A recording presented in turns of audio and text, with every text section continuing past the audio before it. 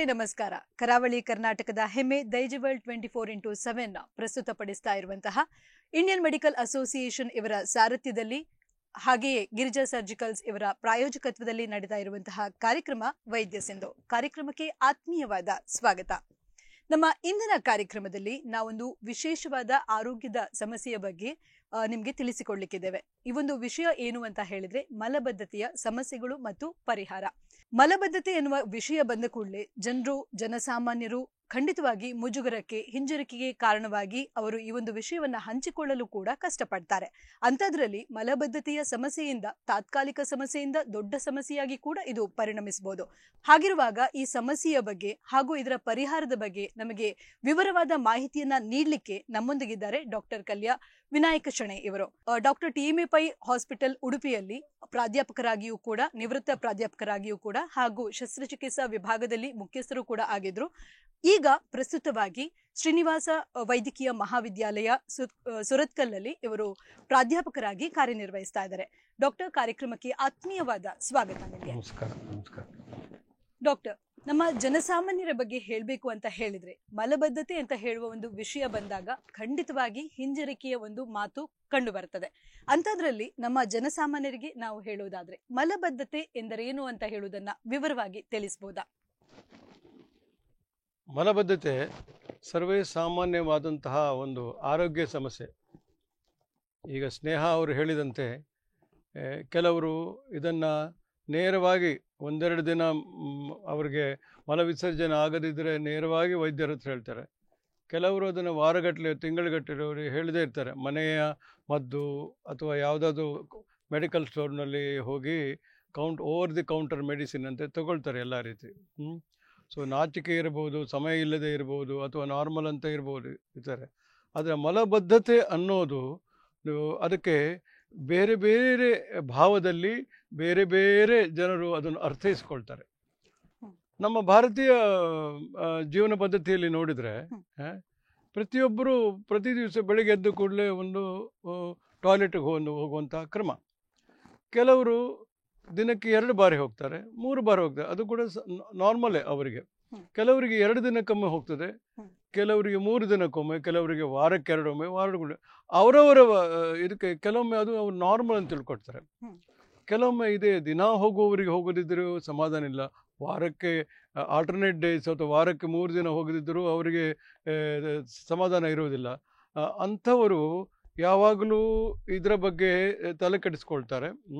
ಮತ್ತು ಇದು ಪರ್ಸಿಸ್ಟ್ ಅಂತ ಹೇಳ್ತಾರೆ. ಯಾವಾಗಲೂ ಇದೇ ಸಾಧಾರಣ ಒಂದು 12 ವಾರಗಳಷ್ಟು ಅಂತ ಹೇಳ್ತಾರೆ. ವರ್ಲ್ಡ್ ಹೆಲ್ತ್ ಆರ್ಗನೈಸೇಷನ್ ಇದು ಹೇಳ್ತಾರೆ 12 ವಾರಗಳಷ್ಟು ಮಿನಿಮಮ್ ಇದು ಪರ್ಸಿಸ್ಟೆಂಟ್ ಆಗಿ ನಿರಂತರವಾಗಿ ಈ ತೊಂದರೆಗಳಲ್ಲಿ ಬಹಳ ವಿಧ ಇದೆ.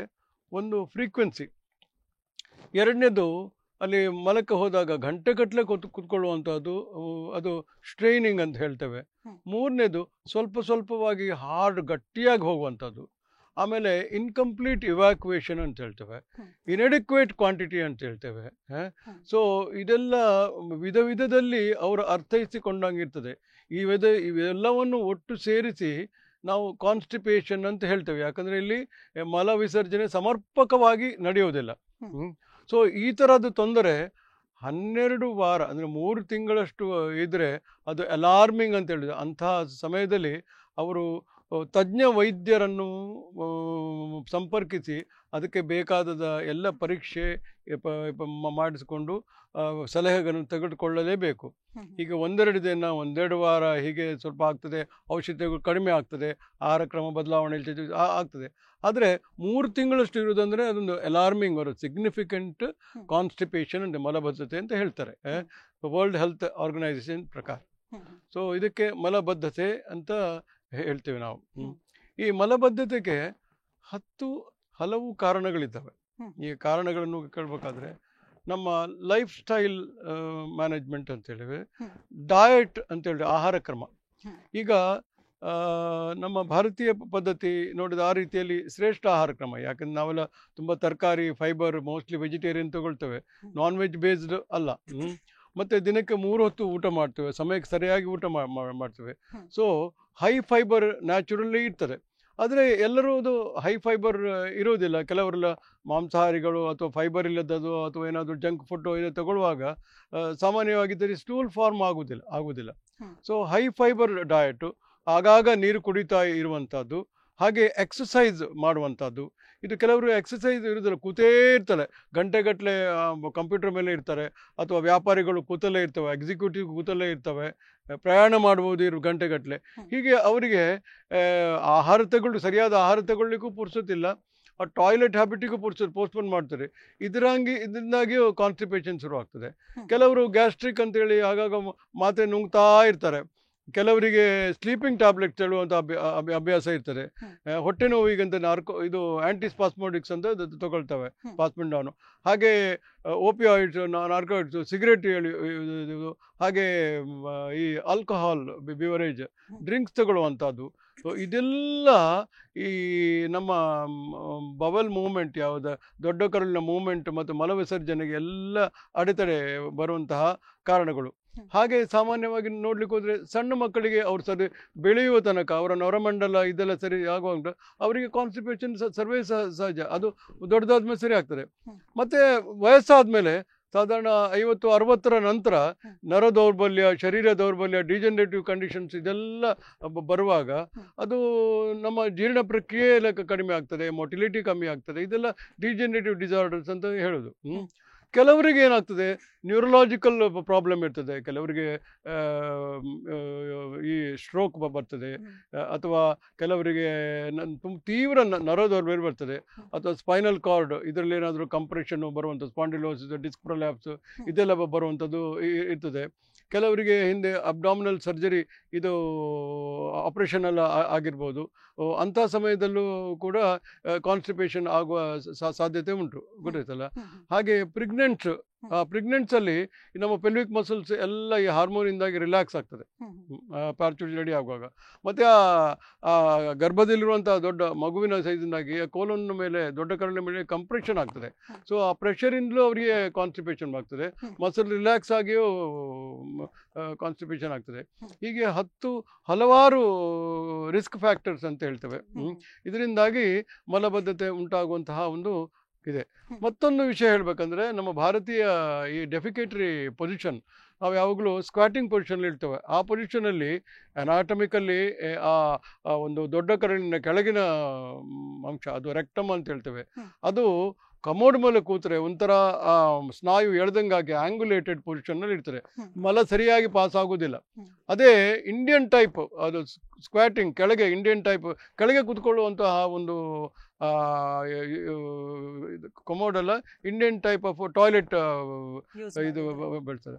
ಅದರಲ್ಲಿ ಹಿಪ್ ಫ್ಲೆಕ್ಷನ್ ಆಗಿ ಅದು ಕರುಳು ನೇರವಾಗಿ, ಅದರಿಂದ ಮಲ ನೇರವಾಗಿ ದೊಡ್ಡ ಕರುಳಿನಿಂದ ಗುದದ್ವಾರದ ಮುಖಾಂತರ ಪಾಸ್ ಆಗಲಿಕ್ಕೆ ಬಹಳ ಸುಲಭವಾಗ್ತದೆ ಅಂತೇಳಿ. ಆ position is also important, and regularity in going to the toilet is also important.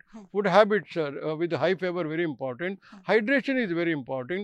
Avoiding narcotics, antidepressant, antispasmodics, unnecessary drugs, tea, coffee frequently, and alcoholic beverages, cigarette smoking, they are all harmful ಅಂತ ನಾವು ಹೇಳ್ತೇವೆ. ಇದರಿಂದಾಗಿ ಎಲ್ಲ ಮಲಬದ್ಧತೆ ಉಂಟಾಗ್ತದೆ. Okay doctor, ಹಾಗೆ ನಾವೀಗ ಒಂದು ಮಲ ವಿಸರ್ಜನೆ ಅಂತ ಹೇಳಿದ್ರೆ ನಮ್ಮ ದೇಹದ ಕಶ್ಮಲಗಳನ್ನ ಹೊರಗೆ ಹಾಕುವಂಥದ್ದು. ಹಾಗಿರುವಾಗ ಆರೋಗ್ಯಕರ ಮಲ ವಿಸರ್ಜನೆಯ ಪ್ರಕ್ರಿಯೆ ಹೇಗಿರ್ತದೆ ಅಂತ ಹೇಳುವುದನ್ನ ನಮ್ಮ ವೀಕ್ಷಕರಿಗೆ ವಿವರವಾಗಿ ತಿಳಿಸಬಹುದಾ? ನಾವೆಲ್ಲ ತೆಗೆದುಕೊಂಡ ಆಹಾರ ನಮ್ಮ ಜಠರ ಹಾಗೆ ಸಣ್ಣ ಕರುಳು ಇದರ ಮುಖಾಂತರ ಹಂತವಾಗಿ ಹೋಗ್ತಾ ಅಲ್ಲಿ ಜೀರ್ಣಾಂಗ ಪ್ರಕ್ರಿಯೆ ನಡೀತದೆ. ಕೊನೆಗೆ ದೊಡ್ಡ ಕರುಳಿನ ಭಾಗಕ್ಕೆ ಬರ್ತದೆ. ಸಾಧಾರಣ ನಾವು ಬಾಯಿಂದ ತೆಗೆದುಕೊಂಡ ಆಹಾರ ಅದು ದೊಡ್ಡ ಕರುಳಿನ ಮೊದಲ ಭಾಗ ಸೀಕಮ್ ಅಂತೇಳಿ, ಅಲ್ಲಿಗೆ 6 ಗಂಟೆ ಒಳಗೆ ಅದು ತಲುಪ್ತದೆ. ಅಲ್ಲಿಂದ ಗುದನಾಳಕ್ಕೆ ಬರಬೇಕಾದ್ರೆ ಸಾಧಾರಣ ಮತ್ತು 24ರಿಂದ 36 ಗಂಟೆಗಳ ಸಮಯ ಇರ್ತದೆ. ಇದಕ್ಕೆ ಕಾರಣ ಏನಂದರೆ ಮೊಟಿಲಿಟಿ. ಈ ಸಣ್ಣ ಕರುಳು ಫಾಸ್ಟಾಗಿ ಮೂವ್ ಆಗ್ತದೆ, ಅದರಲ್ಲಿ ಮಸಲ್ಸ್ ಸ್ನಾಯುಗಳಿದ್ದಾವೆ, ಸ್ನಾಯುಗಳ ಮೊಟಿಲಿಟಿಯಿಂದಾಗಿ ಅದು ಪ್ರಪಲ್ಷನ್, ಆಹಾರ ಎಲ್ಲ ಮುಂದೆ ಹೋಗ್ತಾ ಇರ್ತದೆ. ಆದರೆ ದೊಡ್ಡ ಕರುಳಿನ ಪ್ರಪಲ್ಷನ್ ಬಹಳ ಸ್ಲೋ, ಅದಕ್ಕೆ ಅದರದ್ದೇ ಆದಂತಹ ಇದಿದೆ. ದೊಡ್ಡ ಕರುಳಿನ ಮುಖ್ಯ ಫಂಕ್ಷನ್ ಏನಂದರೆ ಅದು ನೀರಿನ ಅಂಶವನ್ನು ಹೇಳ್ಕೊಳ್ಳುವಂಥದ್ದು.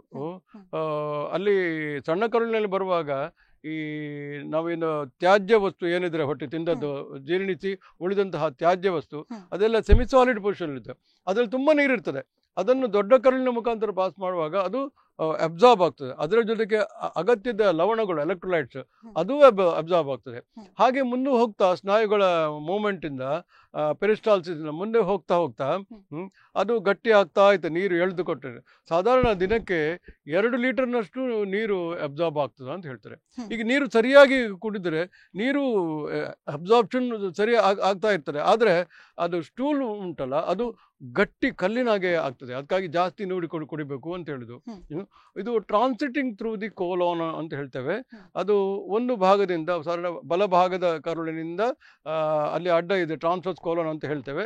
ಹಾಗೆ ಎಡಭಾಗದ ಕರುಳಿಗೆ ಪಾಸಾಗಿ ಕೊನೆಗೆ ಎಡಭಾಗದ ಕರುಳಿನ ಕೆಳಭಾಗದಲ್ಲಿ ಅದು ಸ್ಟೋರೇಜ್ ಆಗಿರ್ತದೆ. ಈ ನಡುವೆ ಅಲ್ಲಿ ಬ್ಯಾಕ್ಟೀರಿಯಾಗಳಿದ್ದಾವೆ. ಬ್ಯಾಕ್ಟೀರಿಯಾಗಳು ಅದನ್ನು ಫರ್ಮೆಂಟ್ ಮಾಡ್ತವೆ. ಫರ್ಮೆಂಟ್ ಮಾಡುವಾಗ ಗ್ಯಾಸ್ ಉತ್ಪತ್ತಿ ಆಗ್ತದೆ. ನಾವೆಲ್ಲ ಪಾಸ್ ಮಾಡುವಂಥ ಗ್ಯಾಸ್ ಇದೆ ಫ್ಲಾಟಸ್, ಅದು ಅಲ್ಲಿ ಉತ್ಪತ್ತಿ ಆದಂತಹ ಗ್ಯಾಸ್ ಬ್ಯಾಕ್ಟೀರಿಯಾಗಳ ಡಿಕಂಪೋಸಿಷನ್ ಇಂದ. ಈ ಗ್ಯಾಸಲ್ಲಿ ಹೆಚ್ಚಿನವು ಅಬ್ಸಾರ್ಬ್ ಆಗಿ ಬಿಡ್ತವೆ ಉಪಯುಕ್ತ. ಒಂದು ಸ್ವಲ್ಪ ಮಾತ್ರ ಗ್ಯಾಸ್ ನಮ್ಮ ಶರೀರದಿಂದ ಹೊರಗೆ ಹೋಗ್ತದೆ. ಅದು ಆರೋಗ್ಯಕರವಾದ ಇದು. ಈ ಮಲವಿಸರ್ಜನಾ ಪ್ರಕ್ರಿಯೆ ದೊಡ್ಡ ಕರುಳಿನಿಂದ ಗುದನಾಳ ಮತ್ತೆ ಗುದದ್ವಾರಕ್ಕೆ ಬರಬೇಕಾದ್ರೆ ಅದರಲ್ಲಿ ಬಹಳಷ್ಟು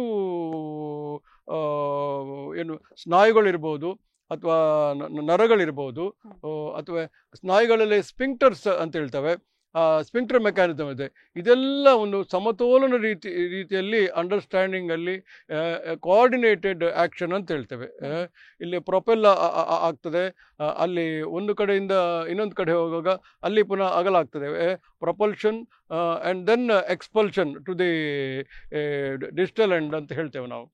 ಅದು ಆದಮೇಲೆ ಕೊನೆಗೆ storage in the digital column. ಅಲ್ಲಿಂದ ಅದು ರೆಕ್ಟಮ್ ಅಂತೇಳಿ ನಮ್ಮ ಗುದನಾಳದ ಮೇಲಿನ ಭಾಗ ಅಂದರೆ ದೊಡ್ಡ ಕರುಳು ಕೊನೆಯ ಭಾಗಕ್ಕೆ ಬರುವಾಗ ಅದು ಡಿಸ್ಟೆನ್ಷನ್ ಒಂದು ಫೀಲಿಂಗ್ ಆಗ್ತದೆ. ಒಬ್ಬರಿಗೆ ನಾವು ಈಗ ಹೊರಗಡೆ ಹೋಗಬೇಕು ಅಂತ ಒಂದು ಫೀಲಿಂಗ್ ಆಗ್ತದೆ. ಆ ಹೊತ್ತಿಗೆ ಆ ಸ್ಪಿಂಕ್ಟರ್ಸ್ ರಿಲ್ಯಾಕ್ಸ್ ಆಗ್ತವೆ ಗುದನ ದ್ವಾರದ್ದು. ಮತ್ತು ಎಲ್ಲ ಹೊಟ್ಟೆ ಮಸಲ್ಗಳು, ಪೆಲ್ವಿಕ್ ಫ್ಲೋರ್ ಮಸಲ್, ನಮ್ಮ ಪೆಲ್ವಿಸ್ ಅಂದರೆ ಹೊಟ್ಟೆ ಕೆಳಗಿನ ಭಾಗದಲ್ಲಿ ಅಬ್ಡಾಮಿನಲ್ ಕ್ಯಾವಿಟಿ, ಹೊಟ್ಟೆಯ ಕ್ಯಾವಿಟಿ ಉಂಟು. ಅದಕ್ಕೆ ಕೆಲವು ಪೆಲ್ವಿಕ್ ಫ್ಲೋರ್ ಮಸಲ್ಸ್ ಹೇಳ್ತವೆ. ಇದು ನಮ್ಮ ಮೂತ್ರ ಹೋಗುವಂಥದ್ದು, ಮತ್ತು ಬ್ಲಾಡರ್ ಮೂಮೆಂಟು ಅಥವಾ ರೆಕ್ಟಲ್ ಇದು ಏನಲ್ ಫೀಕಲ್ ಮೂಮೆಂಟ್, ಇದೆಲ್ಲ ಕಂಟ್ರೋಲ್ ಮಾಡುವಂತಹ ಒಂದು ಮಸಲ್ಸ್ ಇರ್ತವೆ.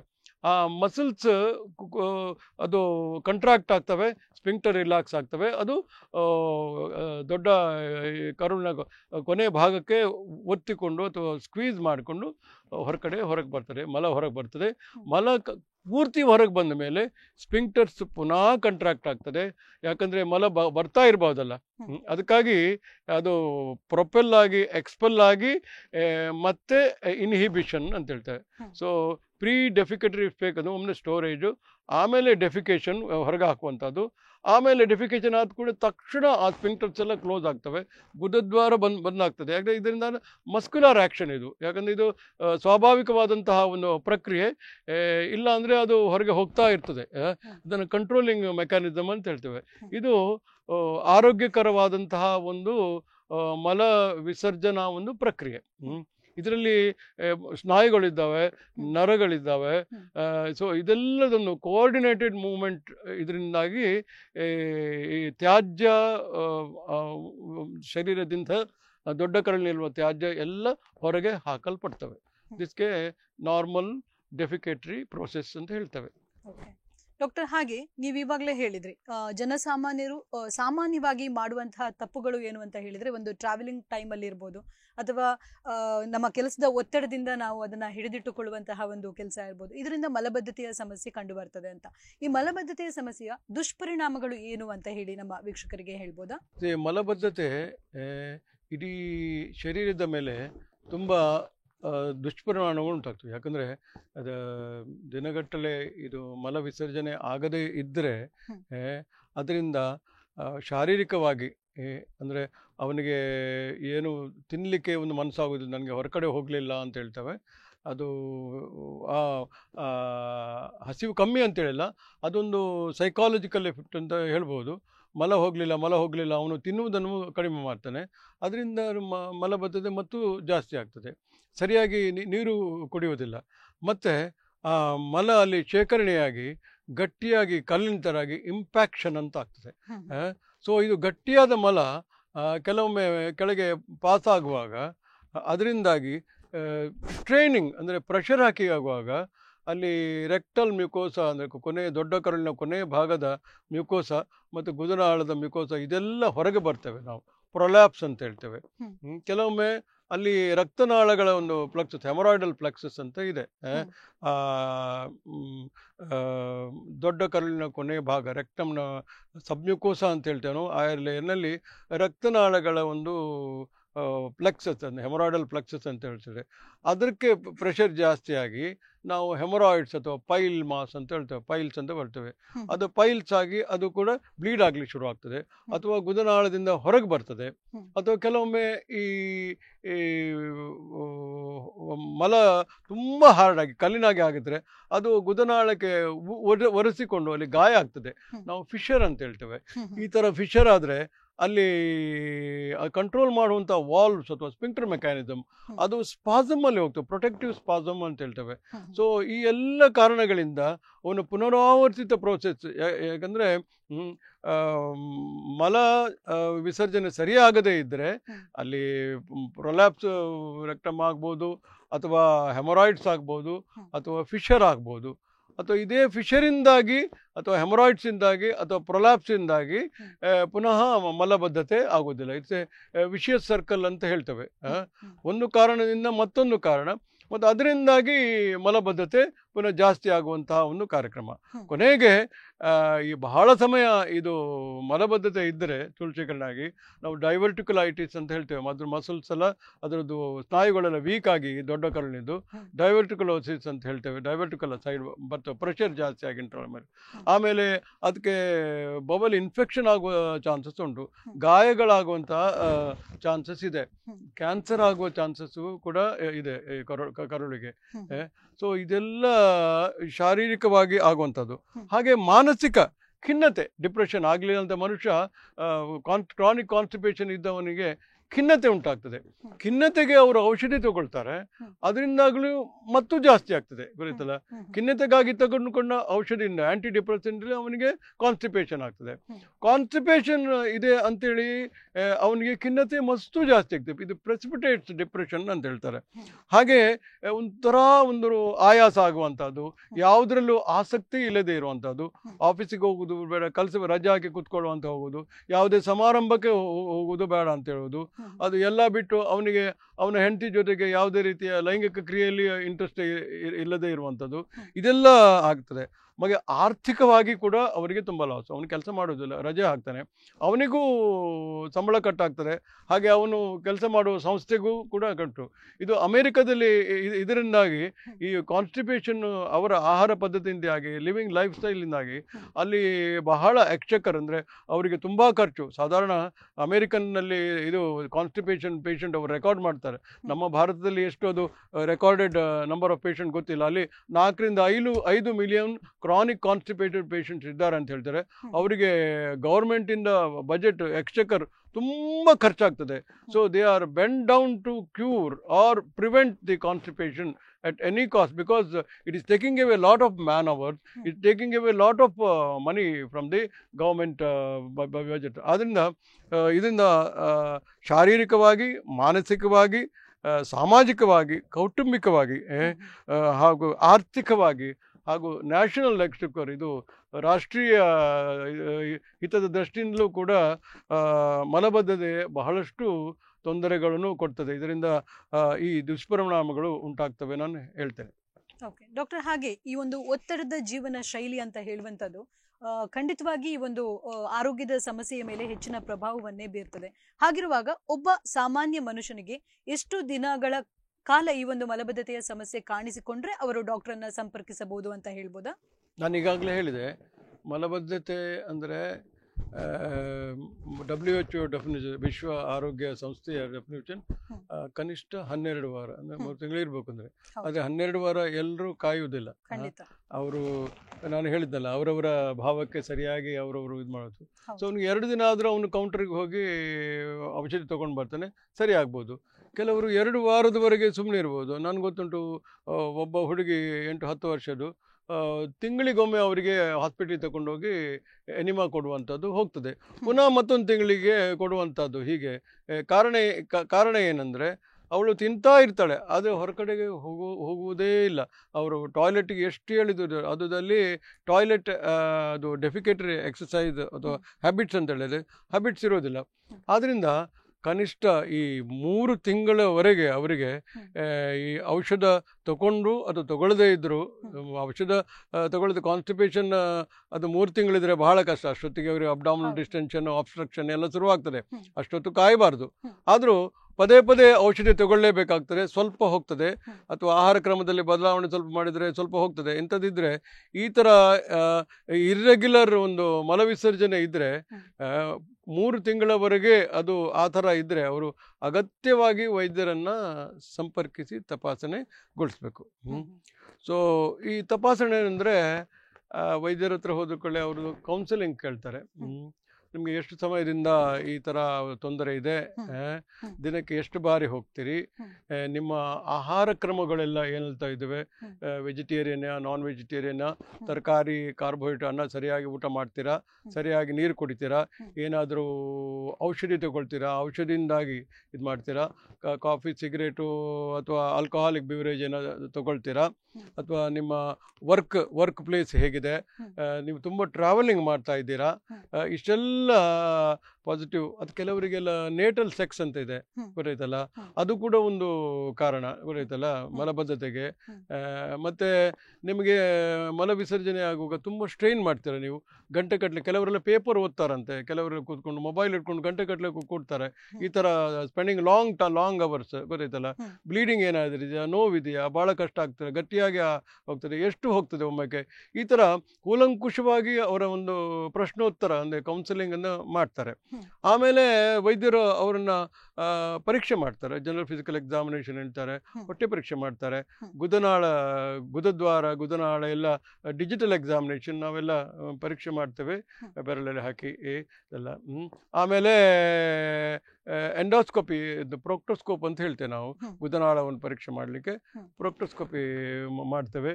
ಆಮೇಲೆ ಅಗತ್ಯ ಇದ್ದರೆ ನಾವು ರೆಕ್ಟಲ್ ಮತ್ತು ಕೊಲೋನಿಕ್ ಮ್ಯಾನೋಮೆಟ್ರಿ ಅಂತ ಪ್ರೆಷರ್ ಸ್ಟಡೀಸ್. ಕೆಲವೊಂದು ಕಾನ್ಸ್ಟಿಪೇಷನಿಗೆ ಮೊಟಿಲಿಟಿ ಡಿಸಾರ್ಡರ್ಸ್ ಅಂತ ಹೇಳ್ತೀವಿ, ಅದಕ್ಕೆ ಬೇಕಾದಂತಹ ಗ್ಯಾಂಗ್ಲಿಯಾ ಅಥವಾ ನರ್ವ್ ಸೆಂಟರ್ಸ್ ಆಬ್ಸೆಂಟ್ ಇರ್ತವೆ, ಅದು ನರಗಳು ಬಹಳ ದುರ್ಬಲ ಇರ್ತವೆ. ಅದರಿಂದಾಗಿ ನರಗಳು ನಮ್ಮ ಒಂದು ಕಂಟ್ರೋಲಿಂಗ್, ಇಡೀ ಮೊಟಿಲಿಟಿಯನ್ನು ಕಂಟ್ರೋಲ್ ಮಾಡುವಂತಹ ನರಗಳು ಅಥವಾ ಗ್ಯಾಂಗ್ಲಿಯಾ ಆಬ್ಸೆಂಟ್ ಇರ್ತವೆ, ಅಥವಾ ನರಗಳೇ ದುರ್ಬಲ ಇರ್ತವೆ, ಅಥವಾ ಮಸಲ್ಸೇ ದುರ್ಬಲ ಇರ್ತವೆ.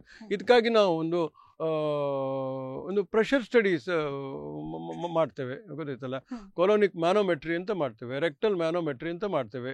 ಆಮೇಲೆ ಡೆಫಿಕೋಗ್ರಫಿ ಅಂತ ಮಾಡ್ತೇವೆ. ಅದು ಬೇರಿಯಂ ಅಂತ ಒಂದು ಮೆಟೀರಿಯಲ್, ವೈಟ್ ಇದು ಬೇರಿಯಂ ಸಲ್ಫೇಟ್, ಅದನ್ನು ಗುದನಾಳದ ಮೂಲಕ ದೊಡ್ಡ ಕರಳಿನ ಭಾಗಕ್ಕೆ ಅದನ್ನು ಟ್ಯೂಬ್ ಮುಖಾಂತರ ಹಾಕಿ ನಾವು ಅದನ್ನು ಇಳಿಯುವುದನ್ನು ಮತ್ತು ಅದನ್ನು ವಿಸರ್ಜಿಸುವುದನ್ನು, ಆ ಪ್ರೋಸೆಸ್ಸನ್ನು ನೋಡ್ತೇವೆ. ಅದಕ್ಕೆ ಟ್ರಾನ್ಸಿಟ್ ಟೈಮ್ ಎಷ್ಟು ಸಿಗ್ತದೆ, ಯಾವ ರೀತಿ ಹೋಗ್ತದೋ ಇಲ್ವೋ, ಇನ್ಕಂಪ್ಲೀಟ್ ಆಗಿ, ಈ ಥರ ಇದು ಡೆಫಿಕೋಗ್ರಫಿ ಅಂತ ಹೇಳ್ತೇವೆ.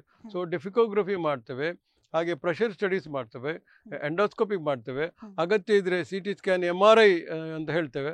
ಅದು ಮಸಲ್ಸ್ ಇದ್ದು, ಹೊಟ್ಟೆದ್ದು, ಸ್ಪಿಂಕ್ಟರ್ ಇದ್ದು ಎಲ್ಲ ಏನಾದರೂ ಅಬ್ನಾರ್ಮಲಿಟೀಸ್ ಇದೆಯಾ ಅಂತ ನೋಡಲಿಕ್ಕೆ ನಾವು MRI ಕೂಡ ಮಾಡಬೇಕಾಗ್ತದೆ.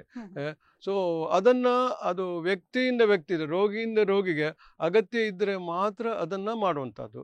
ಮೊದಲಾಗಿ ಮಾಡುವಂತಹದ್ದು general physical examination and per rectal examination and proctoscopic examination. If necessary ಮತ್ತೊಂದು ಹೈಯರ್ ನಾವು ಕೊಲೊನೋಸ್ಕೋಪಿ ಅಂತ ಮಾಡ್ತೇವೆ, ಸಿಗ್ಮಾಯ್ಡೋಸ್ಕೋಪಿ, ಕೊಲೊನೋಸ್ಕೋಪಿ ಮಾಡ್ತೇವೆ. ಇದೆಲ್ಲ ಮಾಡಿಯೂ ಎಲ್ಲ ಸರಿ ಇದೆ ಅಂತ ಹೇಳಿದರೆ ಮತ್ತೆ ನಾವು ಪ್ರೆಷರ್ ಸ್ಟಡಿ ಮಾಡುವಂಥದ್ದು ಅಥವಾ MRI ಮಾಡುವಂಥದ್ದು. ಇದೆಲ್ಲ ಪರಿಸ್ಥಿತಿಗೆ, ರೋಗಿಯ ಕಾಯಿಲೆಗೆ ಅನುಗುಣವಾಗಿ ನಾವು ತಪಾಸಣೆಯನ್ನು ಮಾಡ್ತೇವೆ. ಇದಕ್ಕೆಲ್ಲ ಈ ತಪಾಸಣೆ ಮಾಡುವ ಎಲ್ಲ ಉದ್ದೇಶ ಕೂಲಂಕುಷವಾದರೆ ಯಾವುದು ರೂಟ್ ಕಾಸ್, ಯಾವುದು ಮೂಲ ಕಾರಣ ಅಂತ ಗೊತ್ತಾಗಬೇಕು. ಅದನ್ನು ಕಂಡು ಹಿಡಿದ ಮೇಲೆ ಅದಕ್ಕೆ ಸರಿಯಾದಂತಹ ಒಂದು ಚಿಕಿತ್ಸೆ ಪರಿಹಾರವನ್ನು ಮಾಡಬೇಕು. ಹಾಗೆ ಮಾಡಿದರೆ ಮಾತ್ರ ಈ ಕಾನ್ಸ್ಟಿಪೇಷನ್ ಅಥವಾ ಮಲಬದ್ಧತೆಯನ್ನು ನಿವಾರಿಸಲಿಕ್ಕೆ ಸಾಧ್ಯ. ಡಾಕ್ಟರ್, ಇವಾಗಲೇ ನೀವು ಹೇಳಿದ್ರಿ ನಮ್ಮ ವೀಕ್ಷಕರಿಗೆ ಈ ಒಂದು ಮಲಬದ್ಧತೆ ಹೇಗೆ ಕಂಡು ಬರ್ತದೆ, ಇದರ ಕಾರಣಗಳೇನು, ದುಷ್ಪರಿಣಾಮಗಳೇನು, ತಪಾಸಣೆಗೆ ಯಾವ ರೀತಿಯ ರೂಟ್ ಕಾಸ್ ಅನ್ನ ನೋಡ್ಬೇಕಾಗ್ತದೆ, ಇದನ್ನೆಲ್ಲ ತಿಳಿಸಿದ್ರೆ. ಹಾಗಿರುವಾಗ ಮುಖ್ಯವಾಗಿ ಹೇಳಬೇಕು ಅಂತ ಹೇಳಿದ್ರೆ ಈ ಒಂದು ಥೈರಾಯ್ಡ್ನ ಸಮಸ್ಯೆಯಿಂದ ಈಗಿನ ಒಂದು ಜನತೆ ಏನು ತುಂಬಾ ಕಷ್ಟವನ್ನ ಪಡ್ತಾ ಇದ್ದಾರೆ. ಹಾಗೆ ಗರ್ಭಿಣಿ ಸ್ತ್ರೀಯರಲ್ಲಿ ಕೂಡ ಈ ಒಂದು ಮಲಬದ್ಧತೆಯ ಸಮಸ್ಯೆಗಳು ಕಂಡು ಬರ್ತಾ ಇದೆ. ಇದಕ್ಕೇನಾದ್ರೂ ಸಂಬಂಧ ಇದೆಯಾ, ನಮ್ಮ ಒಂದು ಜೀರ್ಣ ವ್ಯವಸ್ಥೆಯಿಂದ ಏನಾದ್ರೂ ಸಂಬಂಧ ಇದೆಯಾ ಅಂತ ಹೇಳ್ತೀರಾ? ಖಂಡಿತವಾಗಿ. ಯಾಕಂದ್ರೆ ಈ ಥೈರಾಯ್ಡ್ ಗ್ರಂಥಿಯಿಂದ ನಾವು ಥೈರಾಯ್ಡ್ ಹಾರ್ಮೋನ್ ಅದು ಉತ್ಪನ್ನ ಆಗ್ತದೆ. ಈ ಹಾರ್ಮೋನು ನಮ್ಮ ಶರೀರದ ಪ್ರತಿಯೊಂದು ಜೀವಕೋಶದ ಫಂಕ್ಷನ್ಗೆ, ಕ್ರಿಯೆಗೆ ಅತ್ಯಗತ್ಯವಾದದ್ದು. ಸೊ ಆ ಹಾರ್ಮೋನು ಬೇಕಾದ ಪ್ರಮಾಣದಲ್ಲಿ ರಕ್ತದಲ್ಲಿ ಇಲ್ಲದಿದ್ದರೆ ಆ ಜೀವಕೋಶಗಳು ಕೆಲಸ ಮಾಡುವುದಿಲ್ಲ. ಅದಕ್ಕೆ ಈ ನಮ್ಮ ಕೋಲೋನಿಕ್ ಸೆಲ್ಸ್ ಅದು ಕೂಡ ಒಂದು ಇಂಪಾರ್ಟೆಂಟ್. ಅಲ್ಲಿ ಜೀರ್ಣ ಪ್ರಕ್ರಿಯೆ ಆಗುವುದಿಲ್ಲ, ಮೊಟಿಲಿಟಿ ಆಗುವುದಿಲ್ಲ. ಇದೆಲ್ಲ ಯಾವುದೇ ಜೀವಕೋಶ, ಈಗ ಶರೀರದ ಪೂರ್ತಿ ಎಲ್ಲ ಜೀವಕೋಶಗಳಿದೆ. ಆ ಜೀವಕೋಶಕ್ಕೆ ಅತ್ಯಂತ ಮುಖ್ಯ ಫ್ಯೂಯಲ್ ಅಂತ ಹೇಳ್ತೇವೆ. ಒಂದು ಗಾಡಿ ನಮ್ದು ಪೆಟ್ರೋಲ್ ಹೋಗ್ಬೇಕಾದ್ರೆ ಪೆಟ್ರೋಲ್ ಯಾವ ರೀತಿ ಬೇಕು ಅದೇ ಥರ ಫ್ಯೂಯಲ್. ಸೊ ಅದು ಥೈರಾಯ್ಡ್ ಹಾರ್ಮೋನ್. ಥೈರಾಯ್ಡ್ ಹಾರ್ಮೋನ್ ಕಡಿಮೆ ಆದಾಗ ನಮ್ಮ ಹೈಪೋಥೈರಾಯ್ಡಿಸಮ್ ಅಂತೇಳಿ ನಮ್ಮದು ಮೊಟಿಲಿಟಿ ಕಮ್ಮಿ ಆಗ್ತದೆ, ಸ್ಲೋ. ಈಗ ಮನುಷ್ಯನೇ ಒಂದು ಡಿಪ್ರೆಷನ್ಗೆ ಹೋದಂಗೆ ಇರ್ತದೆ, ತುಂಬ ಡಲ್ ಆಗಿರ್ತಾನೆ, ಅವನಿಗೆ ಹಸಿವಿರುವುದಿಲ್ಲ, ತಿನ್ನುವುದಿಲ್ಲ, ಏನೂ ತಿನ್ನೋದು, ಸುಮ್ಮನೆ ಕೂತಾಗ ಮೈ ಬೆಳೀತದೆ, ಒಬೆಸಿಟಿ ಬರ್ತಾರೆ, ವೆಯ್ಟ್ ಗೈನ್ ಆಗ್ತದೆ, ಮತ್ತು ಅಲ್ಲಿ ಕರುಳಿನ ಮೊಟಿಲಿಟಿ ಕೂಡ ತುಂಬ ಕಡಿಮೆ ಆಗ್ತದೆ. ಅದರಿಂದಾಗಿ ನರಗಳು ದೌರ್ಬಲ್ಯ ಆಗ್ತವೆ, ಮೊಟಿಲಿಟಿ ಕಮ್ಮಿ ಆಗ್ತದೆ, ಹಾಗೆ ತಿನ್ನುವುದು ಕಡಿಮೆ ಅದರ ಜೊತೆಗೆ. ಹಾಗಾಗಿ ಈ ಎಲ್ಲ ಒಟ್ಟು ಸೇರಿಸಿ ಮಲಬದ್ಧತೆ ಆಗ್ತದೆ, ಸ್ಟೂಲ್ ಫಾರ್ಮೇಷನ್ ಕಡಿಮೆ ಆಗ್ತದೆ, ಮೊಟಿಲಿಟಿ ಕಮ್ಮಿ ಆಗ್ತದೆ, ಹಾಗೆ ಹೈಪೋಥೈರಾಯ್ಡಿಸಮ್. ಹಾಗೆ ಕ್ಯಾಲ್ಸಿಯಂ, ಹೈಪರ್ ಕ್ಯಾಲ್ಸಿಯಂ ಅಂತ ಪ್ಯಾರಾಥೈರಾಯ್ಡ್ ಡಿಸಾರ್ಡರ್, ಅದರಿಂದಲೂ ಆ ಕ್ಯಾಲ್ಸಿಯಂ ಅಂಶ ರಕ್ತದಲ್ಲಿ ಜಾಸ್ತಿ ಆದರೂ ಇದೇ ಥರದ್ದು ಮಲಬದ್ಧತೆ ಉಂಟಾಗುವ ಸಾಧ್ಯತೆ ಉಂಟು. ಡಯಾಬಿಟಿಸ್ ಮೆಲಿಟಿಸ್ ಸಾಮಾನ್ಯವಾದದ್ದು. ಡಯಾಬಿಟಿಸಲ್ಲಿ ಎರಡು ರೀತಿಯಲ್ಲಿ ಆಗುವಂಥದ್ದು ಉಂಟು. ಡಯಾಬಿಟಿಸ್ನಲ್ಲಿ ಕೆಲವರಿಗೆ ಡಯರಿ ಆಗ್ತದೆ, ತುಂಬ ಸಕ್ಕರೆ ಜಾಸ್ತಿ ಆದರೂ ಲೂಸ್ ಮೋಷನ್ಸ್ ಆಗೋದು ಉಂಟು. ಅಥವಾ ಅದರಲ್ಲಿ ನ್ಯೂರೋಪತಿ ಆದರೆ ಡಯಾಬಿಟಿಸಲ್ಲಿ ಇದು ಮೊಟಿಲಿಟಿ ಕಮ್ಮಿಯಾಗಿ, ನ್ಯೂರೋಪತಿ ಕಮ್ಮಿಯಾಗಿ, ಮಸ್ಕುಲರ್ ಸ್ನಾಯುಗಳು, ನರಗಳು ದೌರ್ಬಲ್ಯ ಉಂಟಾಗಿ ಮಲಬದ್ಧತೆ ಸರ್ವೇ ಸಾಮಾನ್ಯ, ಡಯಾಬಿಟಿಸ್ನವರಿಗೆ ಬಹಳ ಸಾಮಾನ್ಯವಾದಂತಹ ಕಾರ್ಯಗಳು. ಹಾಗೆ ಕೆಲವೊಮ್ಮೆ ಡಿಹೈಡ್ರೇಷನ್ ಆಗ್ತದೆ, ಬಿಸಿಲಿಗೆ ಹೋಗ್ತೀರಾ, ಬೆಸರಾಗ್ತೀರಾ, ಅದು ಯಾವುದೇ ಕಾರಣಕ್ಕೆ ವಾಂತಿ ಉಂಟಾಗೋದು, ಎಲೆಕ್ಟ್ರೋಲೈಟ್ ಲಾಸ್ ಆಗ್ತದೆ, ಅಥವಾ ಯಾವುದೇ ಕಾರಣಕ್ಕೂ ಶರೀರದಲ್ಲಿ ಲವಣದ ಅಂಶ, ಅದರಲ್ಲೂ ಕೂಡ ಪೊಟ್ಯಾಷಿಯಂ ಭಾಳ ಇಂಪಾರ್ಟೆಂಟ್ ಬರೋದಲ್ಲ. ಆ ಪೊಟ್ಯಾಷಿಯಂ ಅಂಶ ಕಮ್ಮಿ ಆದರೆ ಕೂಡ ಆ ಮೊಟಿಲಿಟಿಗೆ ಅದು ಬಹಳ ಇಂಪಾರ್ಟೆಂಟ್. ಆ ಸ್ನಾಯುಗಳ, ಕರುಳಿನ ಸ್ನಾಯುಗಳ ಮೊಟಿಲಿಟಿ ಅಂತ ಮೂಮೆಂಟಿಗೆ ಪೊಟ್ಯಾಷಿಯಂ ಬಹಳ ಇಂಪಾರ್ಟೆಂಟ್. ಹೈಪೋಕೆಲಿಮಿಯಾ ಅಂತ ಹೇಳ್ತೀವಿ. So hypokalaemia, hypercalcaemia, hypothyroidism, diabetes mellitus ಎಲ್ಲ. ಈ ಪ್ರೆಗ್ನೆನ್ಸಿ ಅಂತೇಳಿ, ಪ್ರೆಗ್ನೆನ್ಸಿಲಿ ಯಾಕೆ ಆಗಲೇ ನಾನು ಹೇಳ್ತೇನೆ, ಅದು ಪುನರಾವರ್ತನೆ ಮಾಡ್ತೇನೆ. ಎಲ್ಲ ಮಸಲ್ಸ್ ಎಲ್ಲ ರಿಲ್ಯಾಕ್ಸ್ ಆಗಿರ್ತವೆ. ಯಾಕಂದರೆ ಕೆಳಗೆ ಬರುವಂತಹ ಮಗುವನ್ನು ಮತ್ತು ಆ ಪೆಲ್ವಿಸಲ್ಲಿ ಅಕೊಮಡೇಟ್ ಮಾಡಲಿಕ್ಕೆ, ಪೆಲ್ವಿಕ್ ಕ್ಯಾವಿಟಿ ದೊಡ್ಡದಾಗಿ ರಿಲ್ಯಾಕ್ಸ್ ಆಗ್ಬೋದು, ಮಸಲ್ಸ್, ಲಿಗಮೆಂಟ್ಸ್ ಎಲ್ಲ ರಿಲ್ಯಾಕ್ಸ್ ಆಗ್ತವೆ ಆ ಹಾರ್ಮೋನಿಂದ, ಪ್ರೊಜೆಸ್ಟರಾನಿಂದ. ಮತ್ತು ಸ್ಟ್ರೆಚ್ ಆಗ್ತವೆ. ಈ ಸ್ಟ್ರೆಚ್ಚಿಂದಾಗಿ ಪೆಲ್ವಿಕ್ ಡಿಸೆಂಟ್ ಅಂತ ಹೇಳ್ತೇವೆ ನಾವು ಅದ್ರ. ಸೊ ಆ ಕೆಳಗೆ ಬರುವ ಮಗುಗಳಿಗೆ ಮಸಲ್ಸ್ ಎಲ್ಲ ರಿಲ್ಯಾಕ್ಸ್ ಆಗಿ, ಡಿಸೆಂಟ್ ಆಗಿ, ಗೊತ್ತಾಯ್ತಲ್ಲ. ಮತ್ತು ಎರಡನೇದಾಗಿ ಪ್ರೆಷರ್ ಆಗ್ತದೆ. ಆ ಮಗುವಿನ ತಲೆಯೋ ಅದು ಕೆಳಗಿನ ಭಾಗವೋ ಅದು ಯಾವುದೋ ದೊಡ್ಡ ಕರುಳಿನ ಮೇಲೆ ಒತ್ತಿಕೊಂಡು ಒಂದು ಪಾರ್ಷಲ್ ಬ್ಲಾಕ್ ಅಂತ ಆಗ್ತದೆ. ಇದಕ್ಕೆ ಕರುಳಿನ ಪ್ರೆಷರ್ ಆಗಿ ಇದು ಸರ್ವೇ ಸಾಮಾನ್ಯ. ಹೆಂಗಸರು, ಗರ್ಭಿಣಿ ಸ್ತ್ರೀಯರಿಗೆ ಮಲಬದ್ಧತೆ ಸರ್ವೇ ಸಾಮಾನ್ಯ ಅಂತ ಹೇಳ್ತೇವೆ. ಈಗ ಅಲ್ಲಿ ಆಂಟಿನೇಟಲ್ ಚೆಕಪ್ಗೆ ಅವರು ಲೇಡಿ ಡಾಕ್ಟರ್ ಹತ್ರ ಹೋಗುವಾಗ ಅವರ ತೊಂದರೆಗಳು ಇದು ಒಂದು ಮುಖ್ಯ, ಬೇರೆ ಕಾನ್ಸ್ಟಿಪೇಷನ್. ಹಾಗಾಗಿ ಅಮೇರಿಕಾದಲ್ಲಿ ಈ ಸ್ತ್ರೀಯರ ರಿಪೋರ್ಟಿಂಗ್ ಜಾಸ್ತಿ ಅಂತ ಹೇಳ್ತೇವೆ. ಅದರಿಂದಾಗಿ ಮಲಬದ್ಧತೆ ಸ್ತ್ರೀಯರಲ್ಲಿ ಜಾಸ್ತಿ ಅಂತ ಹೇಳ್ತೇವೆ. ಒಂದು ಕಾರಣ ಅವ್ರದ್ದು ಆ ಪ್ರೆಗ್ನೆನ್ಸಿಯಿಂದಾಗಿ ಇರ್ಬೋದು ಒಂದು. ಎರಡನೇದು ಅವ್ರದ್ದು ರಿಪೋರ್ಟಿಂಗ್, ಕಾನ್ಸ್ಟಿಪೇಷನ್ ಅಂತ ರಿಪೋರ್ಟಿಂಗ್ ಮಾಡೋರು ಸ್ತ್ರೀಯರು ಜಾಸ್ತಿ ಆದರೆ, ಅದರಿಂದ 5:3 ಆ ರೇಷಿಯೋದಲ್ಲಿ ಹೆಂಗಸರಲ್ಲಿ ಜಾಸ್ತಿ ಅಂತ ಹೇಳ್ತೇವೆ. ಪ್ರೆಗ್ನೆನ್ಸಲ್ಲಿ ಯಾಕೆ ಆಗ್ತದೆ ನಾನು ಆಗ್ರಹ ಹೇಳ್ತೇನೆ, ಪುನಃ ಅದನ್ನು ಹೇಳ್ತಾ ಇದ್ದೇನೆ. ಒಂದು ಅದು ಹಾರ್ಮೋನಿಂದಾಗಿ ಮಸಲ್ಸು ಇದರ ರಿಲ್ಯಾಕ್ಸ್ ಆಗ್ತವೆ. ಎರಡನೇದು ಗ್ರಾವಿಡ್ ಯೂಟ್ರಸ್ ಅದು ಕಂಪ್ರೆಸ್ ಮಾಡಿಕೊಂಡು ಕೋಲನ್ನ ಮೇಲೆ ಅದು ಪಾರ್ಷಲ್ ಬ್ಲಾಕ್ ಥರ ಆಗಿ ಮಲಕ್ಕೆ ಅದು ಮಲ ವಿಸರ್ಜನೆಗೆ ಅಡ್ಡ ಬರ್ತದೆ, ಅದರಿಂದಾಗಿ ಕಾನ್ಸ್ಟಿಪೇಷನ್ ಉಂಟಾಗ್ತದೆ. ಸೊ ಅಂಥ ಸಮಯದಲ್ಲಿ ಕೂಡ ಯಾವುದೇ ಒಂದು ಹೀರೋಯಿಕ್ ಅಥವಾ ಸ್ಟ್ರಾಂಗ್ ಮೆಡಿಸಿನ್ ಇಟ್ಕೊಡ್ಲಿಕ್ಕೆ ಆಗೋದಿಲ್ಲ. ಆಹಾರ ಪದ್ಧತಿ ಬದಲಾವಣೆ ಮಾಡಿ, ತುಂಬ ನೀರು ಕುಡೀರಿ, ತುಂಬ ತರಕಾರಿ ತಗೊಳ್ಳಿ, ಅಥವಾ ಸ್ವಲ್ಪ ಇಸಬ್ಗೋಳು ಇಂಥದ್ದು ಲೆಸ್ ಲ್ಯಾಕ್ಸೇಟಿವ್ಸ್ ಲೆಸ್ ಹಾರ್ಮ್ಫುಲ್ ತಗೊಳ್ಳಿ ಅಂತ ಹೇಳ್ತೇವೆ. ಇಲ್ಲ ಸಪೋಸಿಟರಿ ಕೊಡಲಿಕ್ಕೆ ವೈದ್ಯರು ಸಂಬಂಧಪಟ್ಟ ಲೇಡಿ ಡಾಕ್ಟರ್ ಅವರಿಗೆಲ್ಲ ಹೇಳಿರ್ತಾರೆ. ಸೊ ಹೀಗೆ ಥೈರಾಯ್ಡ್ ಗ್ರಂಥಿಯ ಡಿಸಾರ್ಡರ್ಸ್ ಅಥವಾ ಪ್ಯಾರಾಥೈರಾಯ್ಡ್ ಗ್ರಂಥಿಯ ಡಿಸಾರ್ಡರ್ಸ್ ಅಥವಾ ಡಯಾಬಿಟಿಸ್ ಮೆಲಿಟಸ್ ಅಥವಾ ಲವಣ, ಅದು ಮುಖ್ಯವಾಗಿ ಪೊಟ್ಯಾಷಿಯಂ ಅಂಶ ಕಮ್ಮಿ ಇರುವುದು, ಇದರಿಂದಾಗಿ ಮಲಬದ್ಧತೆ ಉಂಟಾಗ್ತದೆ. ಇದು ಎಂಡೋಕ್ರೈನ್ ಕಾಸಸ್ ಅಂತ ಹೇಳ್ತೀವಿ, ನಿರ್ನಾಳ ಗ್ರಂಥಿಯಿಂದಾಗಿ ಥರ. ಡಾಕ್ಟರ್, ನಾವೀಗ ಯುವ ಜನತೆಯನ್ನ ಉದ್ದೇಶಿಸಿ ಮಾತನಾಡಬೇಕು ಅಂತ ಹೇಳಿದ್ರೆ, ಈಗಿನ ಒಂದು ಯುವ ಜನತೆ ಈ ಒಂದು ನಾವೀಗ ಸ್ಲಿಮ್ ಆಗಿ ಕಾಣಬೇಕು, ನಾವು ವೇಟ್ ಅಲ್ಲಿ ಕಮ್ಮಿ ಆಗಬೇಕು ಅಂತ ಹೇಳುವ ಒಂದು ಆಲೋಚನೆಯಿಂದ ಬಹಳಷ್ಟು ಡಯಟ್ ಪ್ಲಾನ್ ಅಂತ ಹೇಳ್ಕೊಂಡು ಕಾರ್ಬೋಹೈಡ್ರೇಟ್ಸ್ ಗಳನ್ನ ಕಮ್ಮಿ ಆಗಿ ತಗೊಳ್ಳುವಂಥದ್ದು ಅಥವಾ ತಗೊಳ್ಳದೇ ಇರುವಂಥದ್ದು ಅಥವಾ ಆಹಾರ ಒಂದು ಪದ್ಧತಿಯನ್ನ ಕಂಪ್ಲೀಟ್ ಆಗಿ ಚೇಂಜ್ ಮಾಡುವಂಥದ್ದು, ಇಂತಹ ಎಲ್ಲ ಒಂದು ಪೇಚಿಗೆ ಸಿಲುಕಾಕಿಕೊಂಡು ಅವರು ಮಲಬದ್ಧತೆಯ ಒಂದು ಕಾರಣಕ್ಕೆ ಸಂಬಂಧವನ್ನ ಕಲ್ಪಿಸಿಕೊಳ್ತಾರಾ ಅಂತ ಹೇಳ್ತೀರಾ? ಖಂಡಿತವಾಗಿ. ಯಾಕಂದರೆ ನಾವು ಲೈಫ್ ಸ್ಟೈಲ್ ಅಂತ ಹೇಳ್ತೇವೆ. ನಾವು ಈಗಿನ ಯುವಕರು ಯುವಜನರು ಎಲ್ಲ ಅದು ಪಾಶ್ಚಾತ್ಯ ಶೈಲಿಯ ಜೀವನಕ್ಕೆ ಪಿಜ್ಜಾ ತರಿಸಿ ತಿನ್ನುವುದು, ಬ್ರೆಡ್ ತಿನ್ನುವುದು, ಅದರಲ್ಲಿ ರಫೇಜ್ ಅಥವಾ ಫೈಬರ್ಸ್ ಏನೂ ಇರುವುದಿಲ್ಲ, ಚಿಪ್ಸ್ ತಗೊಳ್ಳೋದು, ಕೋಕು, ಚಾಕ್ಲೇಟು ಇದೆಲ್ಲ ತಗೊಳ್ಳೋದು, ಅನ್ನ ಊಟ ಮಾಡುವುದೇ ಇಲ್ಲ, ಚಪಾತಿ ಊಟ ಮಾಡುವುದಿಲ್ಲ, ತರಕಾರಿ ಅಂತೂ ಇಲ್ಲವೇ ಇಲ್ಲ. ಅಟ್ಲೀಸ್ಟ್ 2 ಹೊತ್ತು. ಕೆಲವರೆಲ್ಲ ಬೆಳಗಿನ ಹೊತ್ತು ಬ್ರೇಕ್ಫಾಸ್ಟೇ ಮಾಡೋದಿಲ್ಲ, ಎದ್ದುಕೊಂಡು ನೇರವಾಗಿ ಅವರು ಕೆಲಸಕ್ಕೂ ಕಾಲೇಜಿಗೂ ಹೋಗ್ತಾರೆ. ಮಧ್ಯಾಹ್ನ ಸ್ವಲ್ಪ ಜಂಕ್ ಫುಡ್ ಇಂಥದ್ದೆಲ್ಲ ತಗೊಳ್ತಾರೆ, ಅಲ್ಲಿ ಫೈಬರ್ಸ್ ರಫೇಜ್ ಏನೂ ಇರೋದಿಲ್ಲ. ಕೆಲವರಿಗೆ ಪುರ್ಸೊತ್ತು ಇರುವುದಿಲ್ಲ ಎಕ್ಸಿಕ್ಯೂಟಿವ್ಸ್. ಸೊ ಬೇರೆ ಬೇರೆ ಕಾರಣಕ್ಕಾಗಿ ಸಮತೋಲನವಾದ ಆಹಾರ, ಕಾರ್ಬೋಹೈಡ್ರೇಟು ಬೇಕು, ಪ್ರೋಟೀನು ಬೇಕು, ಫ್ಯಾಟು ಬೇಕು, ಫೈಬರ್ಸ್ ತುಂಬ ಬೇಕು. ಸೊ ಈ ಥರ ಸಮತೋಲನ ಆಹಾರ ತಗೊಳ್ಳದೆ ಈ ಪಾಶ್ಚಾತ್ಯ ಶೈಲಿಯ junk food, no roughage, no fibre diet, no fluids also, ಇಂತಹ ಒಂದು ಹೋದರೆ ಸ್ವಾಭಾವಿಕವಾಗಿ ಅಲ್ಲಿ ಸ್ಟೂಲ್ ಫಾರ್ಮೇಷನ್ ಆಗೋದಿಲ್ಲ, ಮತ್ತು ಅವರಿಗೆ ಇದು ಮಲವಿಸರ್ಜನೆ ಸರಿಯಾಗಿ ಆಗುವುದಿಲ್ಲ. Inadequate food intake is also one of the responsible factor for constipation ಅಂತೇಳಿ ನಾವು ಹೇಳ್ತೇವೆ. ಅದು ಬಹಳ ಮುಖ್ಯ, ಯಾಕಂದರೆ ಸ್ಟೂಲ್ ಫಾರ್ಮ್ ಆಗಬೇಕಲ್ಲ, ಸ್ಟೂಲೇ ಫಾರ್ಮ್ ಆಗದಿದ್ದರೆ ಇಲ್ಲಿಂದ ಅದು ಮಲ ವಿಸರ್ಜನೆ ಆಗುವಂಥದ್ದು. ಎರಡನೇದು ಎಕ್ಸಿಕ್ಯೂಟಿವ್ ಲೈಫ್, ತುಂಬ ಸ್ಟ್ರೆಸ್ಸಲ್ಲಿ ಕೆಲಸ ಮಾಡ್ತಾರೆ. ಈಗ ಅವರು ಸಾಫ್ಟ್ವೇರ್ ಇಂಜಿನಿಯರ್ಸ್ ಅಥವಾ ಎಕ್ಸಿಕ್ಯೂಟಿವ್ಸ್, ಮಾರ್ಕೆಟಿಂಗ್ನವರು, ಅವರಿಗೆ ಕೈ ತುಂಬ ಸಂಬಳ ಬರ್ತಾರೆ, ಲಕ್ಷಗಟ್ಟಲೆ ಪ್ಯಾಕೇಜ್ ಬರ್ತದೆ. ಆದರೆ ಅವ್ರದ್ದು ಇಡೀ ದಿವಸ ಕೂತೇ ಇರ್ತವೆ ಅಥವಾ ಟೆನ್ಷನ್ನಲ್ಲಿ ಇರ್ತವೆ. ಆ ಸ್ಟ್ರೆಸ್ಸಿಂದಾಗಿ ಮಾನಸಿಕ ಸ್ಟ್ರೆಸ್ಸು ಅದು ನಮ್ಮ ಕರುಳಿನ ಮೇಲೂ ಬೀಳ್ತದೆ, ಹೃದಯದ ಮೇಲೆ ಬೀಳ್ತದೆ, ಎಲ್ಲ ಅಂಗಾಂಗಗಳ ಮೇಲೂ ಬೀಳ್ತವೆ. ಅದರಿಂದಾಗಿ ಅವರಿಗೆ ಹೋಗ್ಲಿಕ್ಕೂ ಪುರ್ಸೋದಿಲ್ಲ, ಸ್ಟ್ರೆಸ್ಫುಲ್ ಕಾನ್ಸ್ಟಿಪೇಷನ್ ಪೋಸ್ಟ್ಪೋನ್ ಮಾಡ್ತಾ ಇರ್ತಾರೆ. ಇದರಿಂದಾಗಿ ಮಲಬದ್ಧತೆ ಉಂಟಾಗ್ತದೆ ಮತ್ತು ಇಡೀ ಶರೀರದ ಮೇಲೆ, ಅವ್ರ ಜೀವನದ ಮೇಲೆ ದುಷ್ಪರಿಣಾಮ ಉಂಟಾಗ್ತದೆ. ಅದರಿಂದಾಗಿ ನಾವು ಈ ಆದಷ್ಟು ಯುವಕರಿಗೆ, ನಾನು ಮತ್ತೆ ಪುನಃ ಹೇಳ್ತೇವೆ ಚಿಕಿತ್ಸಾ ಕ್ರಮ ಹೇಳುವಾಗ, ನಾವು ಭಾರತೀಯ ಪದ್ಧತಿ, ಅದು ನಾವು ನಮ್ಮ ಹಿರಿಯರು ಪಾಲಿಸಿಕೊಂಡು ಬಂದಂಥ ಒಂದು ಆಹಾರ ಕ್ರಮ ಭಾರತೀಯ, ಅದೇ ಸರ್ವಶ್ರೇಷ್ಠ. ಈಗ ನಾವು ವಿಶ್ವಕ್ಕೆ ಅದು ಮಾದರಿ, ವಿಶ್ವಕ್ಕೆ ನಾವು ಒಂದು ಗುರುಗಳಾಗಿಂತ ಹೌದು. ಸೊ ಅದನ್ನು ನಾವು ಅನುಸರಿಸಿದರೆ ಬಹುಶಃ ಈ ಥರದ constipation, this is rising constipation in the modern world ಅಂತ ಹೇಳ್ತೇವೆ, because of the modern food habits, junk food habits ಅಂತೇವೆ. ಅದು ಯುವ ಜನತೆಯಲ್ಲಿ ಜಾಸ್ತಿ. ನೀವು ಎಲ್ಲಿ ಬೇಕಾದರೂ ಹೋಗಿ ಏನು ನೋಡಿ, ಪಿಜ್ಜಾ ತರಿಸಿ ಕೊಡ್ತಾರೆ, ಅದರಲ್ಲೇನು ಗಮ್ ಥರ ಒಂದು ಅಂಟಿದ್ದು, ಅದು ಫೈಬರ್ಸ್ ಏನೂ ಇರೋದಿಲ್ಲ.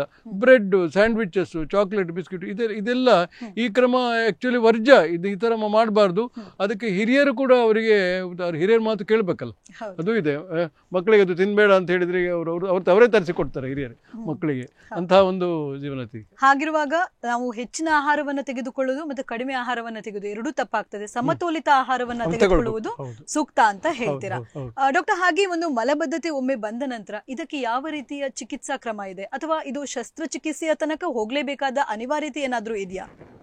ಹೆಚ್ಚಿನ ಮಲಬದ್ಧತೆ ನಾವು ಹೇಳಿದಾಗೆ ತಪಾಸಣಾ ಕ್ರಮಗಳಿದೆ. ಒಂದು ಕ್ಲಿನಿಕ್ ಕೌನ್ಸಿಲಿಂಗ್ ಮಾಡಿ ಅದು ಯಾವ್ದು ಕಾರಣ ಇರ್ಬೋದು ಅಂತೇಳಿ ನಮಗೆ ಸಾಧಾರಣ ಅಂದಾಜಾಗ್ತದೆ. ಯಾವ ಕಾರಣದಿಂದ ಅವ್ರದ್ದು ಡಯಟು, ಲೈಫ್ ಸ್ಟೈಲು ಅಥವಾ ಅಸೋಸಿಯೇಟೆಡ್ ಡಿಸೀಸಸ್ಸು, ಎಂಡೋಕ್ರೈನ್ ಡಿಸೀಸಸ್ಸು, ಅಥವಾ ಏನೋ ಡ್ರಗ್ಸ್ ತೊಗೊಳ್ತಾ ಇದ್ರು, ಮಾನಸಿಕ ಖಿನ್ನತೆ ಇದೆಯೋ, ಆ್ಯಂಟಿ ಡಿಪ್ರೆಸೆಂಟ್ ಏನು ತೊಗೊಳ್ತೀವೋ, ಕಿಡ್ನಿ ಕಾಯಿಲೆ ಇದೆಯೋ, ಡೈರೆಟಿಕ್ಸ್ ತೊಗೊಳ್ತೀವೋ, ಬಿ ಪಿಗೆ ಕೆಲವು ಮಾತ್ರೆ ತೊಗೊಳ್ಳೋ, ಅದನ್ನು ಕಾನ್ಸ್ಟಿಪೇಷನ್ ಇತ್ತು. ಇದೆಲ್ಲ ಹಿಸ್ಟ್ರಿ ತೊಗೊಂಡು ಪರೀಕ್ಷೆ ಮಾಡಿದ್ದು ಕೊನೆಗೆ ಅಗತ್ಯ ಬಿದ್ದರೆ ನಾನು ಹೇಳಿದಾಗಲೇ ಅವರಿಗೆ ಎಂಡೋಸ್ಕೋಪಿಕ್ ಎಕ್ಸಾಮಿನೇಷನು, ಮ್ಯಾನೋಮೆಟ್ರಿ ಅಥವಾ MRI ಸ್ಟಡೀಸು ಅಥವಾ CT ಸ್ಕ್ಯಾನ್ ಯಾವುದೆಲ್ಲ ಅಗತ್ಯವಿದೆ ಮಾಡಿ ಕೊನೆಗೆ ನಾವೊಂದು ರೂಟ್ ಕಾಸನ್ನು ನಾವು ಕಂಡು ಹಿಡಿದ ಮೇಲೆ ತಪಾಸಣೆ ಇದೇ ಕಾರಣ ಅದು, ಅದಕ್ಕೆ ತಕ್ಕುದಾದಂತಹ ಒಂದು ಚಿಕಿತ್ಸಾ ಕ್ರಮ ಮಾಡಬೇಕು. ಯಾವುದೇ ಚಿಕಿತ್ಸಾ ಕ್ರಮ ಮಾಡಲಿ ಅದ್ರ ಪ್ರಾಮುಖ್ಯವಾದಂತಹ ಲೈಫ್ ಸ್ಟೈಲ್ ಮ್ಯಾನೇಜ್ಮೆಂಟ್. ಒಂದು ಏನಂದ್ರೆ ಲೈಫ್ ಸ್ಟೈಲ್ ಮ್ಯಾನೇಜ್ಮೆಂಟ್ ಅಂದರೆ ಹೈ ಫೈಬರ್ ಡಯಟ್ ತಗೊಳ್ಬೇಕು ಅವರು. ಆಮೇಲೆ ಅವರು ಫ್ಲೂಯಿಡ್ಸು ತುಂಬ ನೀರು ಕುಡಿಬೇಕು. ಫ್ಲೂಯಿಡ್ಸು ಅದರಲ್ಲಿ ವಾರ್ಮ್ ಫ್ಲೂಯಿಡ್ಸ್ ತಗೊಳ್ತಾರೆ. ಕೆಲವೆಲ್ಲ ಬೆಳಗ್ಗೆ ಎದ್ದು ಕೂಡಲೇ ಕೆಲವರಿಗೆ ಅಭ್ಯಾಸ ಉಂಟು 2 ಗ್ಲಾಸ್ ಬಿಸಿ ನೀರು ಕುಡಿದೆ ಆಮೇಲೆ ಟಾಯ್ಲೆಟಿಗೆ ಹೋಗ್ತಾನೆ ಉಂಟು.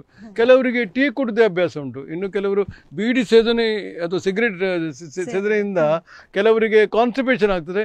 ಕೆಲವರಿಗೆ ಅದು ಸೇದದೇ ಇದ್ದರೆ ಅವರಿಗೆ ಟಾಯ್ಲೆಟಿಗೆ ಹೋಗುದು, ಅದು ಹ್ಯಾಬಿಚುಯೇಷನ್ ಅಂತ ಹೇಳ್ತಾರೆ. ಆ ಥರ ಎಲ್ಲ ಉಂಟು. Alcohol is very bad. ಇದು ಆಲ್ಕೋಹಾಲಿಂದಾಗಿ ಮಲಬದ್ಧತೆ ಆಗುವುದು ಜಾಸ್ತಿ. ಆಲ್ಕೋಹಾಲಿಂದ ಫಿಶರ್ ಮತ್ತು ಹೆಮರಾಯ್ಡ್ಸ್, ಸೆಪ್ಸಿಸ್ ಇದೆಲ್ಲ ಆಗುವಂಥದ್ದು ಎಲ್ಲ ಜಾಸ್ತಿ. ಆಲ್ಕೋಹಾಲು ಒಳ್ಳೆಯದಲ್ಲ, ಒಂದು ತೊಟ್ಟು ಆಲ್ಕೋಹಾಲ್ ಕೂಡ ಒಳ್ಳೆಯದಲ್ಲ. ಅದರಿಂದಾಗಿ ಎಲ್ಲ ಶರೀರದ ಇಡೀ ಎಲ್ಲ ಅಂಗಗಳ ಮೇಲೆ ಅದರದ್ದು ದುಷ್ಪರಿಣಾಮ ಉಂಟಾಗ್ತದೆ. ಆ್ಯಂಡ್ ಮಲಬದ್ಧತೆ ಕೂಡ ಆಲ್ಕೋಹಾಲಿಂದ ಉಂಟಾಗ್ತದೆ. ಅದರಿಂದ ಲೈಫ್ ಸ್ಟೈಲ್ ಮ್ಯಾನೇಜ್ಮೆಂಟು, ಲೈಫ್ ಸ್ಟೈಲಲ್ಲಿ ಇಂಪಾರ್ಟೆಂಟು ಅಂದರೆ ಒಂದು exercise and sleep also. So ಒಳ್ಳೆ ನಿದ್ದೆ ಮಾಡಿ ಬಂದರೆ ಬೆಳಗ್ಗೆ ಎದ್ದರೆ ಹೆಚ್ಚಿನವರಿಗೆ, ಅಥವಾ ಮಧ್ಯಾಹ್ನ ನಿದ್ರೆ ನಾವು ಟಾಯ್ಲೆಟ್ ಮೂಮೆಂಟ್, ಯಾಕಂದರೆ ನಾವು ಅವೇಕನಿಂಗ್ ರಿಫ್ಲೆಕ್ಸ್ ಅಂತ ಹೇಳ್ತೇವೆ. ಈ ಕೋಲೋನಿಕ್ ಮೂಮೆಂಟ್ ಮೊಟಿಲಿಟಿ ನಾವು ಎದ್ದಾಗ ಮ್ಯಾಕ್ಸಿಮಮ್ ಅಂತೆ ಹೈ ವೋಲ್ಟೇಜ್ ರಿಫ್ಲೆಕ್ಸ್ ಬರ್ತಾವಂತೆ ಎದ್ದಾಗ. ಸೊ ಅದರಿಂದಾಗಿ ಪ್ರಪಲ್ಷನ್ ಮುಂದಕ್ಕೆ ಹೋಗಿ ಫೀಕಲ್ ಮ್ಯಾಟರ್ ಅದು ಡೆಫಿಕೇಶನ್ ಆಗ್ತದೆ. ಅದೇ ರೀತಿ ಎಕ್ಸಸೈಸ್ ಓಡಿ ಬಂದು ಅಥವಾ ವಾಕ್ ಮಾಡಿ ಬಂದು ಆವಾಗಲೂ ಅದು ಕೂಡ ಹೈ ವೋಲ್ಟೇಜ್ ಪೆರಿಸ್ಟಾಲ್ಸಿಕ್ ಮೂಮೆಂಟ್ ಹೇಳ್ತೇವೆ ರಿಫ್ಲೆಕ್ಸ್. ಸೊ ಅದರಿಂದಾಗಲೂ ಆಗ್ತದೆ. ಸೊ ಎಕ್ಸಸೈಸು, ಒಳ್ಳೆ ನಿದ್ದೆ, ಅಥವಾ ಹಾಟ್ ಡ್ರಿಂಕ್ಸ್ ಅಂತ ಹೇಳ್ತೇವೆ. ಹಾಟ್ ಡ್ರಿಂಕ್ಸ್ ಅಂದರೆ ಆಲ್ಕೋಹಾಲ್ ಅಲ್ಲ, ಬಿಸಿಯಾದ ಕಾಫಿ ಅಥವಾ ಬಿಸಿಯಾದ ಟೀ ಅಥವಾ ಬಿಸಿ ನೀರು, ಬಿಸಿ ಪಾನೀಯ ಕುಡಿದ್ರೆ ಕೂಡ, ಅಥವಾ ಹೊಟ್ಟೆ ತುಂಬ ಒಮ್ಮೆ ಊಟ ಮಾಡಿದರೆ, ಊಟ ಪೋಸ್ಟ್ ಪ್ರಾಂಡಿಲ್ ಅಂತ ಹೇಳ್ತೇವೆ. ಊಟ ಮಾಡಿದ ಕೂಡಲೇ ಕೆಲವೊಮ್ಮೆ ನಮಗೆ ಗ್ಯಾಸ್ಟ್ರೋಕೋಲಿಕ್ ರಿಫ್ಲೆಕ್ಸ್ ಅಂತ ಹೇಳ್ತೇವೆ, ನಾವು ಹೋಗ್ತೇವೆ. ಹಾಗೆ ಊಟ ಮಾಡಿದ ಕೂಡಲೇ ಹಾಗೆ ಒಮ್ಮೆ ಕೆಲವರಿಗೆ ಹೋಗ್ತದೆ. ಕೆಲವರಿಗೆ ತಿಂಡಿ ತಿನ್ನೋದೇ ಹೊರಗಡೆ ಹೋಗೋದಿಲ್ಲ. ಓಕೆ, ಹಾಗೆ ಕೆಲವರಿಗೆ ಕಾಫಿ ಕುಡಿಯೋದೇ ಆಗೋದಿಲ್ಲ.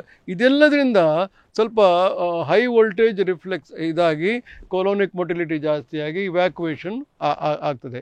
ಸೊ ಈ ಥರ ಅವರಿಗೆ ನಾವು ಅಡ್ವೈಸ್ ಕೊಡ್ತೇವೆ, ಏನಂದರೆ ಹೈ ಫೈಬರ್ ತಗೊಳ್ಳಿ, ನೀರು ಕುಡಿ, ಅಗತ್ಯ ಇದ್ದರೆ ಖಾಲಿ ಹೊಟ್ಟೆಯಲ್ಲಿದ್ದರೆ ಆಗೋದು ನಿಮ್ಮ ಅಭ್ಯಾಸಕ್ಕೆ ಸರಿಯಾಗಿ ತಿಂಡಿ ತಿಂದ ಮೇಲೆ ಹೋಗಿ ಎಕ್ಸಸೈಸ್ ಮಾಡಿ. And sleep, the foremost important is rest. Sleep, ನಿದ್ದೆಯಿಂದ ಇದ್ದಾಗ ಆ awakening reflex is very very strong ಎಲ್ಲ. ಹಾಗಾಗಿ ನಾವು ಬೆಳಗ್ಗೆ ಎದ್ದು ಕೂಡಲೇ ನೋಡಿ ಎಲ್ರಿಗೂ ಅರ್ಜೆಂಟ್ ಟಾಯ್ಲೆಟಿಗೆ ಹೋಗಬೇಕು, ಹೆಚ್ಚಿನವರಿಗೆ ಅಭ್ಯಾಸ ಮಾಡಿದಂಗೆ. That is awakening reflex. ಇವನು ಮಧ್ಯಾಹ್ನ ನೀವು 1-2 ಗಂಟೆ ಮಾಡಿದರೂ ನಿಮಗೆ ಟಾಯ್ಲೆಟಿಗೆ ಹೋಗಬೇಕಾದ್ರೆ ಅದು ಒಳ್ಳೆಯ ರಿಫ್ಲೆಕ್ಸು.